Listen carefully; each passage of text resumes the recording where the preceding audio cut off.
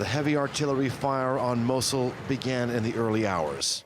The assault on Iraq's second city could be one of the biggest military operations in the country since the 2003 US-led invasion. News that the offensive had been launched was announced overnight by the Iraqi Prime Minister.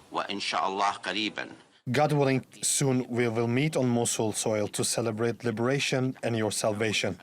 And we will live once again with all our religions and sects together. The operation has been planned for months, but is complicated by the deployment of mines and other explosives.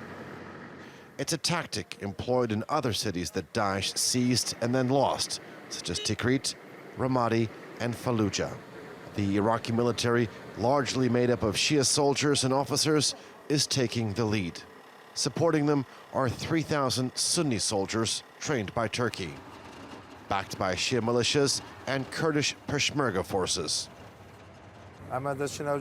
We will hold these areas until we reach the outskirts of the city. This is the start of the operations to liberate Mosul. Our morale is high. We were able to repel Daesh when they were strong, and now they are very weak. They are nothing compared to us. There have been concerns the Shia militias could alienate Sunni Muslims, and there have been accusations of human rights abuses. There's also concern for the possibility of creating an even bigger refugee crisis. You know, a worst-case scenario in Mosul would look something like this.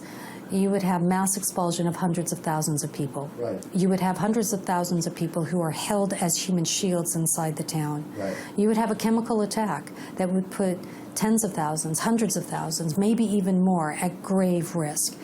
Daesh has held the city since June of 2014. It became the seat of its operation and influence in Iraq. But having lost Dabiq in Syria over the weekend, the liberation of Mosul could mark the end of the group's vision of a so-called caliphate. Alican Ayanlar, TRT World, near Mosul, Iraq.